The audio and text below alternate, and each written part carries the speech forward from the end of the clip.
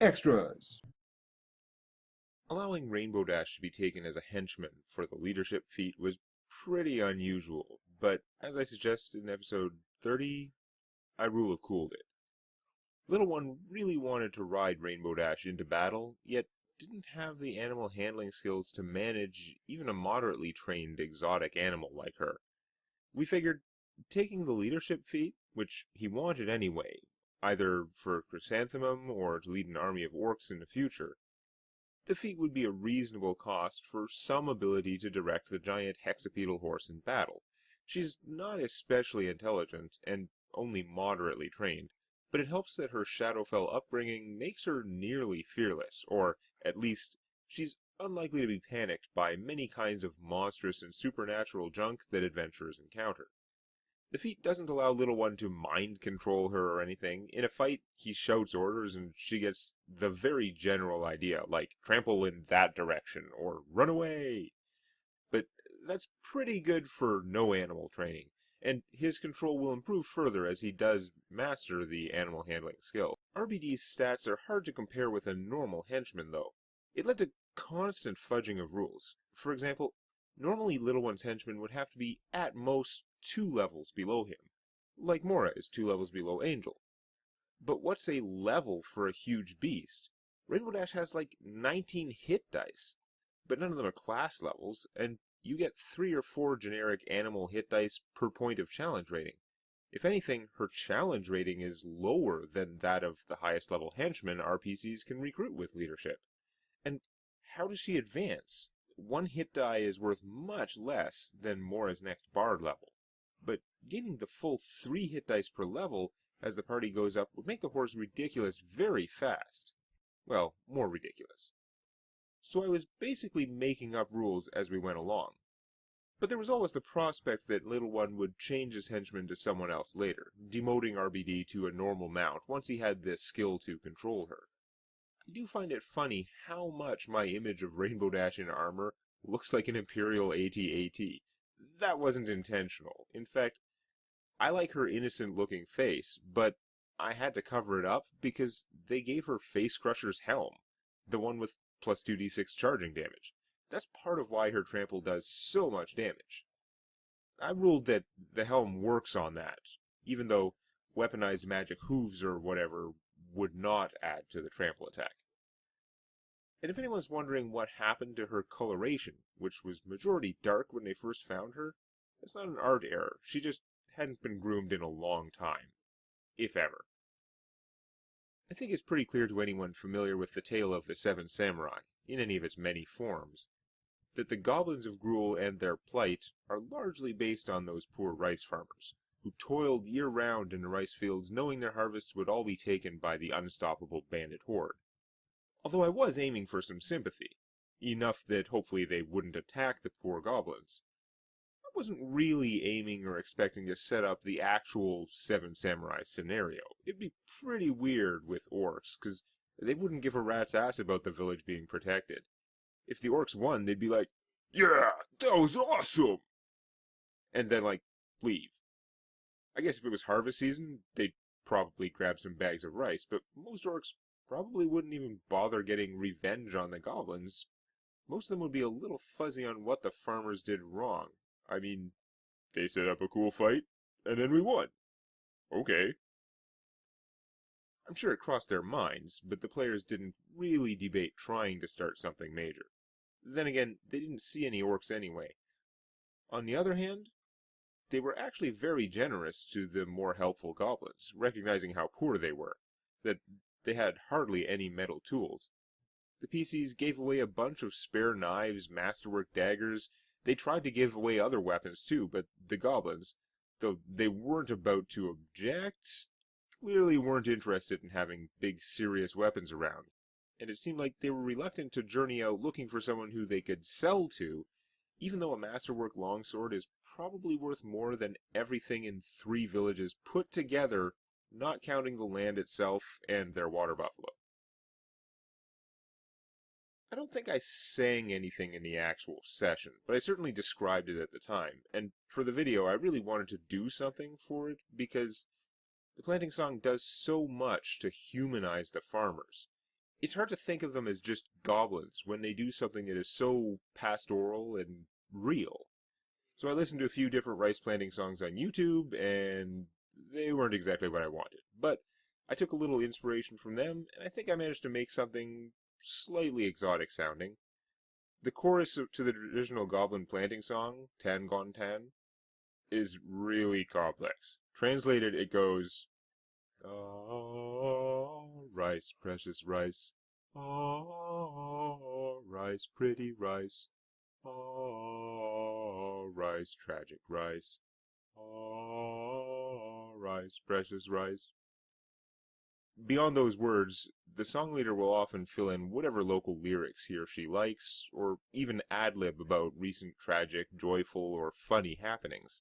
The point of it, though, is that the chorus helps keep them moving, helps them fight through what turns into a fairly grueling labor by the end of the day, and helps them space out the plants.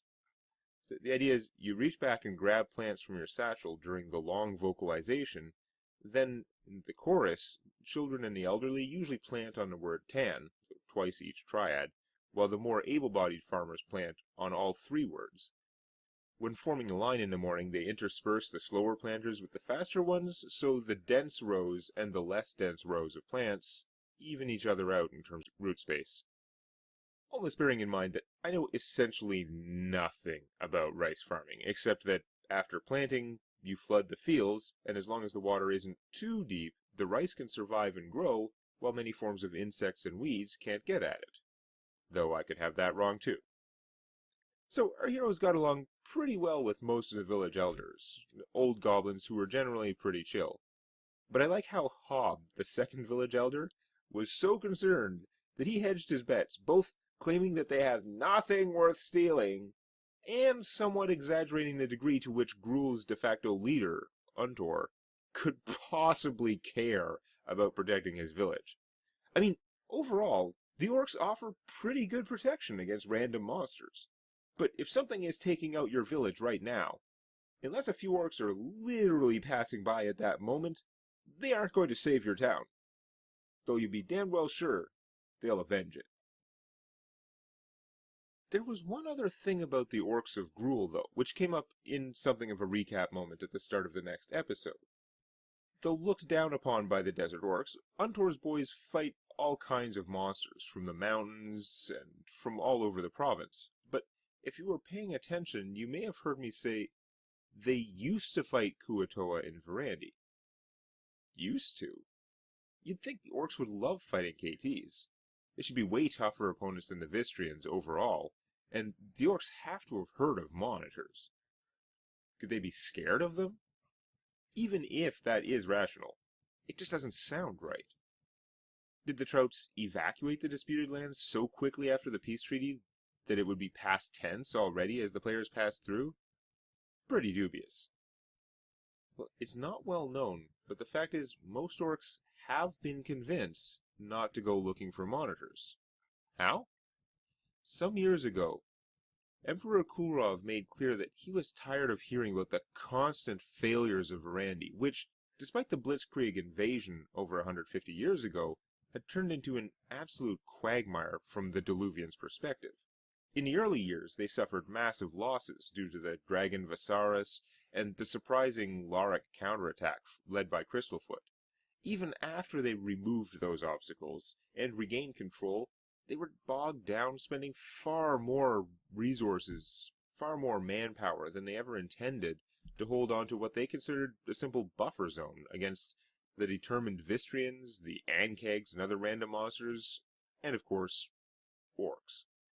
There was a constant trickle of orcs who would fight their way through the Diluvian outposts, causing chaos and damage until they were driven away by conventional forces, or, if they were really dangerous, eventually a monitor would show up and, well, destroy them. As you can imagine, dying in glorious battle against epic opponents was not much of a deterrent, despite the fact that few orcs ever came back from Diluvian territory, and none of those survivors even got to fight a monitor.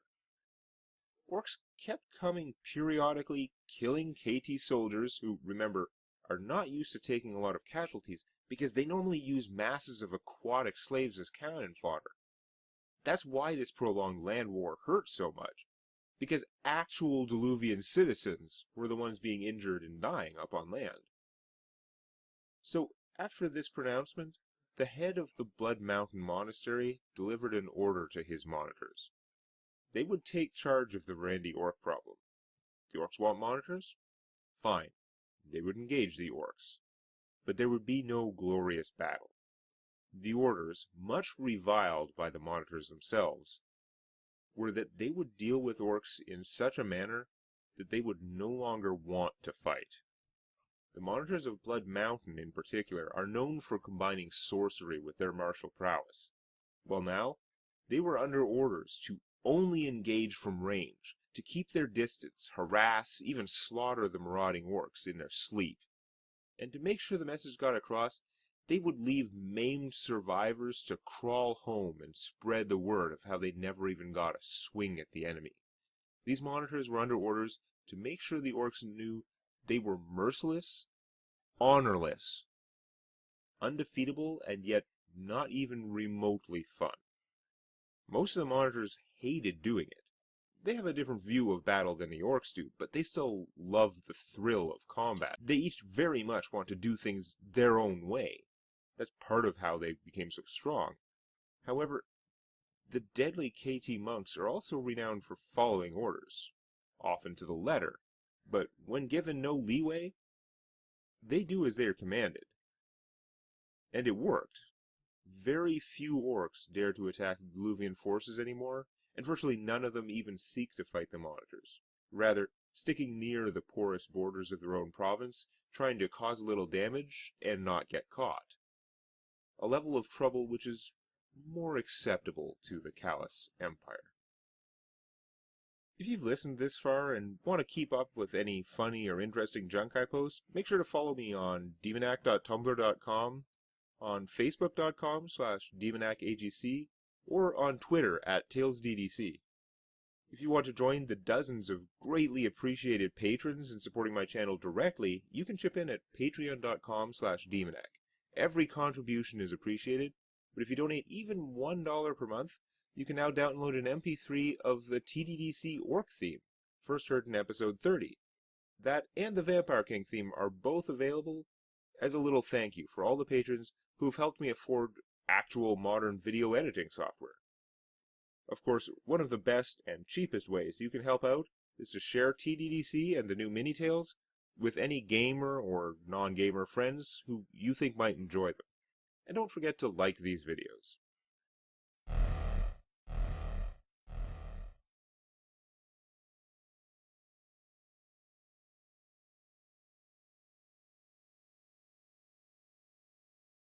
With the tale of the Seven Samurai, in any of its many forms, that the goblins of...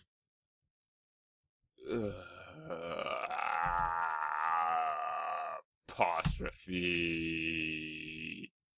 I hate that so much.